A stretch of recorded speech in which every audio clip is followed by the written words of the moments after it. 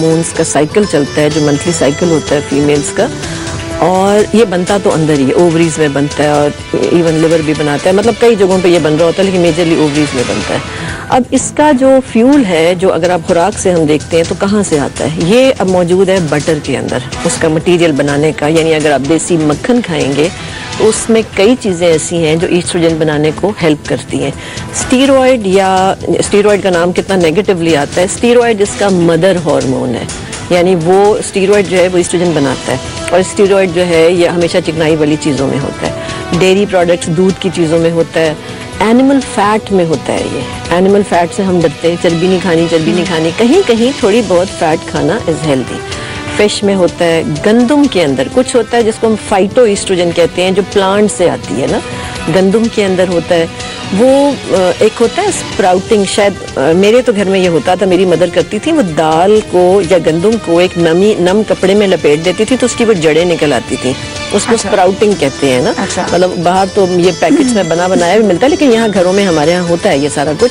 जो स्प्राउट है ना, वो जो जड़ निकलती है उसके अंदर इतनी अहम, क्योंकि उस जड़ से आगे दरख्त पौधा बनना होता है ना, उसके अंदर इतनी अहम चीजें हैं जो हमारे फीमेल हार्मोन्स में को बनाने में हेल्प करती हैं। फिर नट्स के अंदर चीजें हैं जो फीमेल हार्मोन बनाती है। सीड्स, जो 4 मगज जिसमें हर लड़की शक्लें, हमें जबरदस्ती पिलाया जाता था, मुझे याद है बचपन में हमें उल्टी महसूस होती थी, बड़ा गंदा लगता था, लेकिन वो कमाल की चीज है, और उससे फीमेल हार्मोन, फीमेल स्किन, बाल, आंखें, उसमें पॉजिटिव रोल है। मैं एक आपको कट करूंगी कि कॉलर हमारे साथ है काफी देर से, कोयटा से जमीला। अस्सलाम वालेकुम जमीला, गुड मॉर्निंग।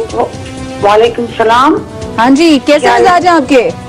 शुक्र है, अल्लाह का करम है। आप खैरियत से हैं? बिल्कुल जी, अल्लाह का शुक्र है। आप सुनाइए, क्या सवाल है आपका? मेरा सवाल डॉक्टर साहिबा से ये है कि मेरी बेटी है सोनिया, 20 साल उनकी एज है। ठीक है जी।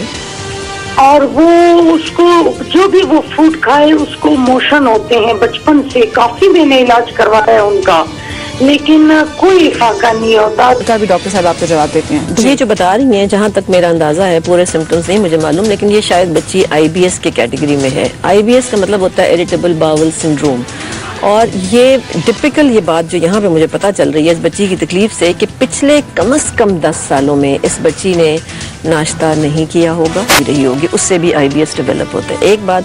दूसरी बात, ये बच्ची मेंटली ज़रूर तन्हा होगी, ये इनकी वालदा को पता नहीं, पता है कि नहीं पता, लेकिन ये बच्ची उन बच्चियों में जाती होगी, में ग्रुप में फॉल करेगी जो कुड़ने वाली बच्चियां होती हैं, जो सेंसिटिव बच्चियां होती हैं, जो बातों को दिल को लगा के शेयर नहीं कर सकती। वो जो मैंने राइट ब्रेन वाली बात, यानी वो वाली कैफियत जब आगे चली जाती है तो बच्चियों में ये प्रॉब्लम डेवलप होती है जिसका ये जिक्र कर रही है।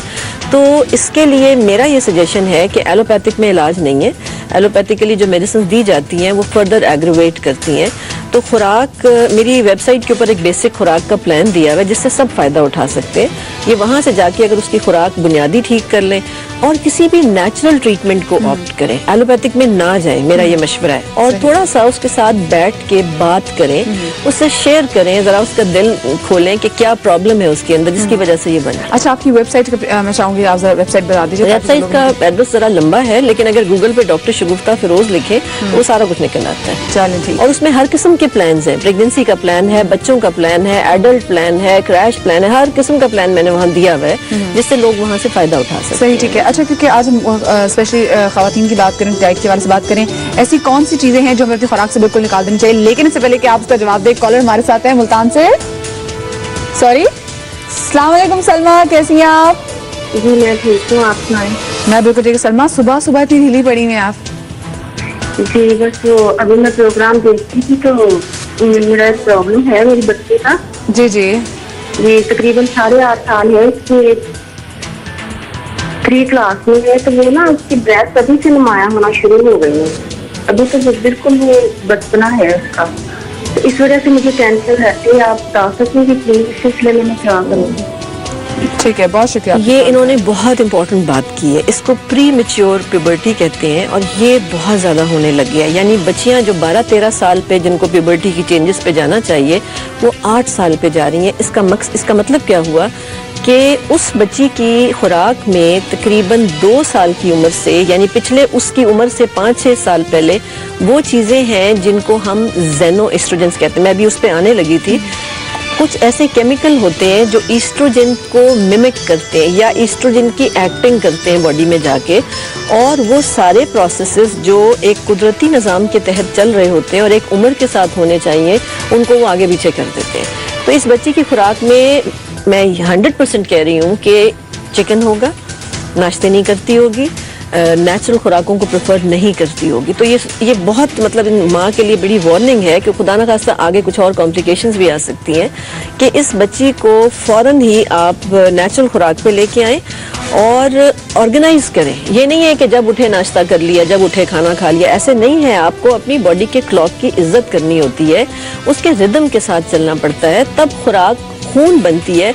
अगर फर्ज करें मेरे ये कहने पे नेचुरल खुराकों पे चली भी जाती हैं और नेचुरल खुराक का कोई रिदम नहीं है, कोई तरीका नहीं है, कोई डिसिप्लिन नहीं है, तब भी कोई फायदा नहीं होगा। तब भी जाया हो जाएगा।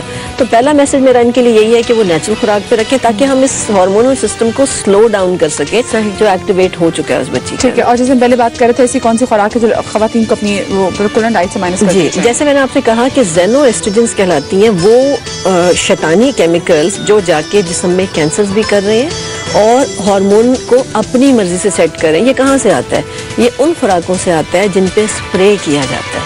पेस्टिसाइड स्प्रे होता है, इंसेक्टिसाइड और पेस्टिसाइड जेनो एस्ट्रोजन का काम करता है। कि जो आप इस्तेमाल करते हैं, नॉन स्टिक पैन इस्तेमाल करते हैं, टेफ्लॉन जो है इट इज़ जेनो एस्ट्रोजन। वो फीमेल बॉडी में जाकर तो फीमेल हार्मोन खराब करता है, जिसकी वजह से फीमेल्स में ब्रेस्ट कैंसर बहुत बढ़ गया है इस वक्त। ठीक है। हर बच्ची पॉलीसिस्टिक ओवरी का शिकार हो गई है, जिसमें ये आ गया इंसेक्टिसाइड, पेस्टिसाइड, चिकन आ गया, जेनो एस्ट्रोजन, ये टेफ्लॉन मैंने कहा वो आ गया। फिर शैम्पूज, एक और चीज़ मैं पढ़ रही थी जिसका मुझे नहीं मालूम था, वो मैंने अभी कल परसों ही पढ़ी है।